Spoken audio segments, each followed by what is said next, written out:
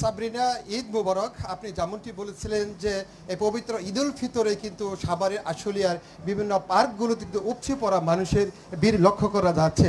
আমি এই মুহূর্তে দাঁড়িয়ে আছি সাভার আশুলিয়ার নন্দন পার্কে। এই নন্দন পার্কে দুপুরের পর থেকে মানুষ কিন্তু তারা সবাই এসে এখানে সে ওয়ার্ল্ডে এসে বিভিন্ন ইভেন্টের মাধ্যমে তারা এনজয় করতেছে।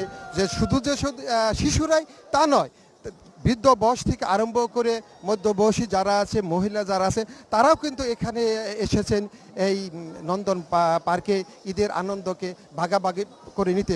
আমি যদি একজন দর্শকের সাথে কথা বলতে চাই যে আসলে কি মজা করছেন, কেমন লাগছে এখানে, একটু বলবেন কি? অনেক ভালো লাগছে। ঈদের বন্ধে অন্য সময় তো তেমন ছুটি পাওয়া যায় না, তো ঈদের বন্ধতে আমরা এসেছি, তো ভালো লাগছে। যেমনটি বলছিলেন যে আসলে এই নন্দনপার্কে আসার পরে অনেকটা তাদেরকে ভালো। আমি আরেকজন দর্শকদের কাছে যাই, আসলে কই থেকে এসেছেন এবং কেমন লাগছে এখানে, একটু বলবেন? অনেক ভালো লাগছে। আসছিল আপনার ইয়ার থেকে, ঢাকা শাহবাগ থেকে। অনেক ভালো লাগলো, অনেক মজা করতেছি, চিল করতেছি, আলহামদুলিল্লাহ অনেক মজা হইতেছে আমাদের। ফুল মজা মনে করেন যে এখানে উঠতেছে। টাকা গেছে 800, তাতে সমস্যা নাই। 1000 টাকা গেলে সমস্যা নেই, কিন্তু ফুল মজা পাইতাছি, এটাই খুশি। বেশি গেছে 1000।